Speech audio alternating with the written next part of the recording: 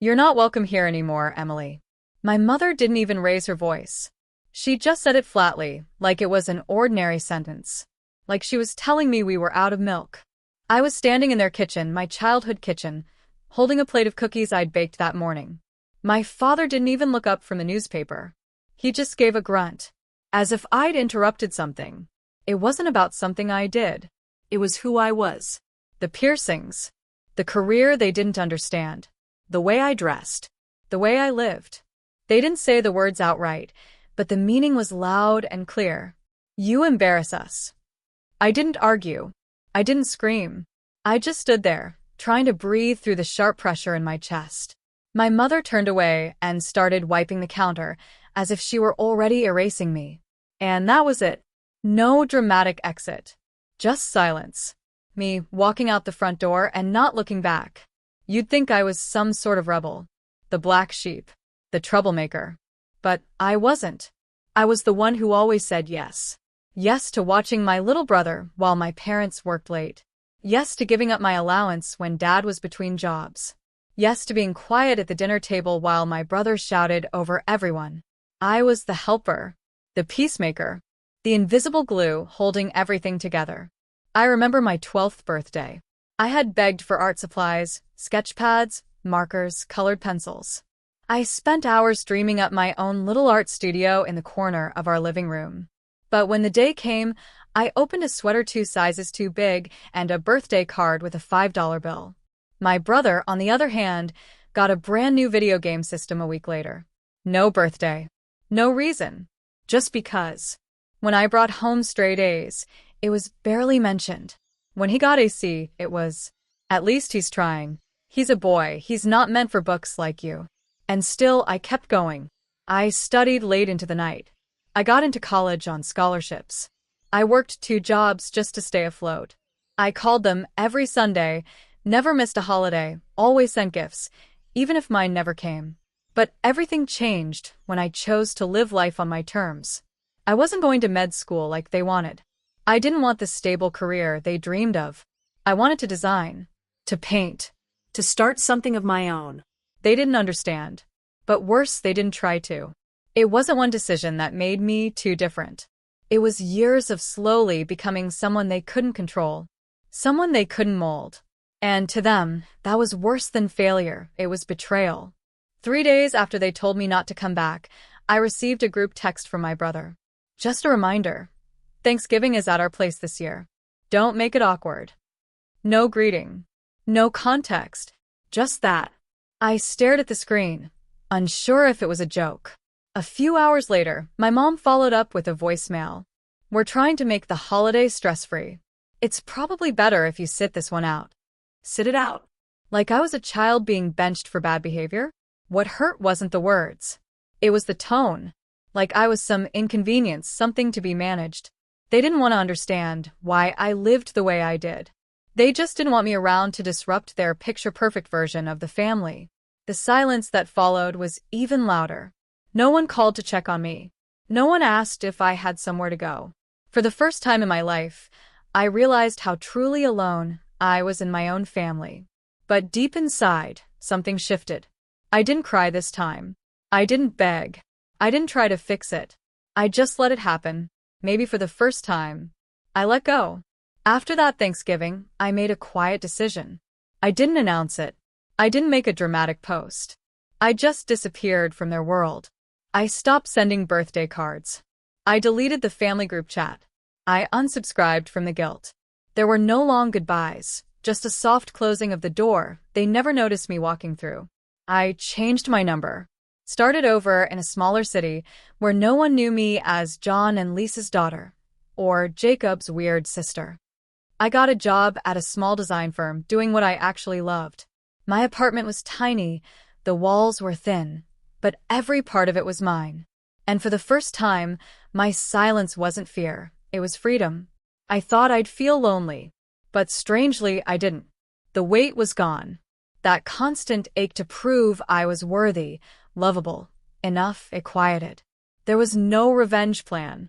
No desire to make them feel what I felt. I wasn't interested in making them understand anymore. I was interested in peace. And I found it in the simplest places: late-night sketching, morning coffee, hearing my own laughter echo off the walls of a space that finally felt like home. It was a random Wednesday when the message came. A woman named Claire had reached out to me on LinkedIn. I didn't recognize the name at first, but her words made my hands tremble. "Hi, Emily. I'm not sure if you remember me. I'm Mark's wife. He used to work with you at the cafe in college. I just wanted to say thank you." Claire explained how, years ago, I had stayed late one shift so Mark could leave early and take her to the hospital. She'd been having complications with her pregnancy, and they didn't own a car at the time. She said I never made a big deal about it. I didn't even tell the manager. I just quietly handled everything so Mark could go. "That baby's now 6 years old," she wrote. "And I don't think we ever properly thanked you. But I've followed your work since, and I just wanted you to know you made a difference." I sat there, staring at the message, tears welling up. She had no idea about my family, about the silence, about the ache I carried. She just saw me. Later that week, I found out through a cousin that Claire had attended a local art exhibit, my exhibit. She'd posted a glowing review, tagging me, sharing my art like it mattered. "I can't believe this is the same girl my aunt said was too much. She's incredible." That line cracked something wide open inside me. All this time, I had believed the version of me they painted, the difficult one, the outsider, the disappointment. But here was someone, completely unconnected to the drama, seeing me with clear eyes and calling me worthy. It didn't take long. After Claire's post started gaining attention, people commenting, sharing, even reposting some of my artwork, my mother messaged me out of nowhere. "Let's talk." I think we all said things we didn't mean. I didn't reply. 2 days later, my brother emailed me. "Mom's really upset. Can we just reset everything?" Things got out of hand. It was laughable, really.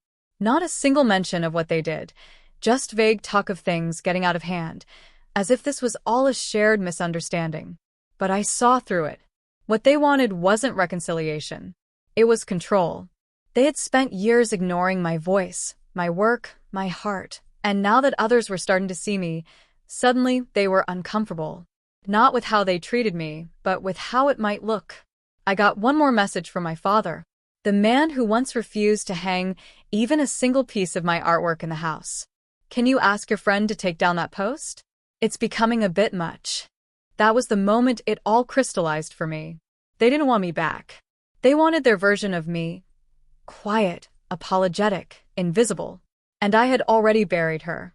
About a month after Claire's message, a package arrived at my apartment. No return address. Just a soft, unassuming brown envelope with my name handwritten across the front. Inside was a letter. A real letter, ink on paper, shaky, imperfect, heartfelt. It was from Claire's mother. She'd heard about me from her daughter and recognized my name instantly. Years ago, when I was volunteering at a retirement home during college, I had spent time sitting with her after she lost her husband. We used to talk for hours about books, about sunsets, about nothing. I never thought much of it. She was just someone I felt drawn to comfort. She wrote, "You reminded me I still mattered, even when I didn't want to wake up in the mornings. You brought me coffee and read to me when no one else had time. I kept one of your doodles. You drew a sunflower on a napkin and left it with a note. Still growing." I framed it. It's been on my nightstand for 8 years. I sat there, stunned. I barely remembered that day. It had meant everything to her and nothing to my family. That was the difference. My family had measured me in obedience, silence, compliance. These strangers, these once-passing moments, measured me in kindness, in presence, in truth. Later that week, Claire invited me to speak at a local art workshop. She introduced me as an artist who leads with her heart, and a human being who makes the world softer just by being in it. For the first time, I didn't shrink when someone praised me. I didn't deflect or change the subject. I stood tall. I smiled. I believed her. Because kindness does come full circle. Not always fast, not always loud, but always fully. It happened on a quiet Sunday afternoon.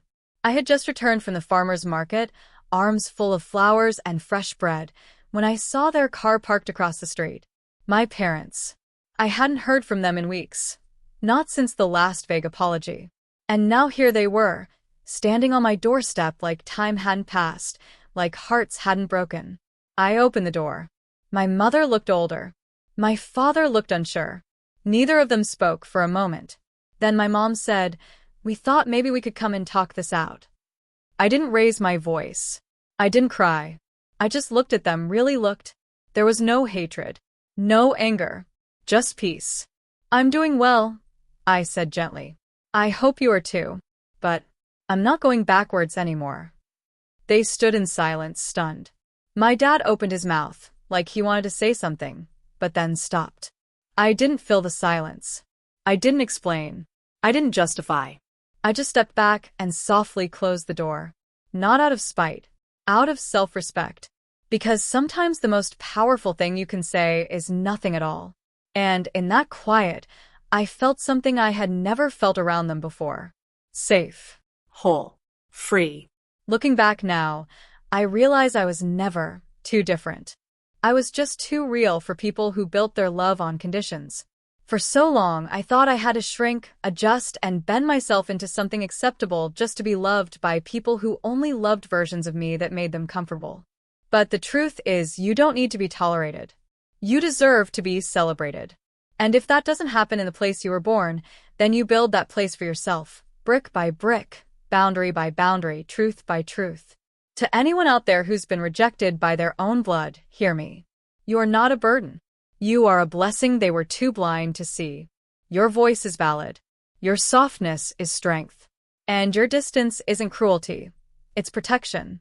You don't have to explain yourself to people who already decided not to understand you. Sometimes the most loving thing you can do is walk away. And sometimes walking away is what finally leads you home.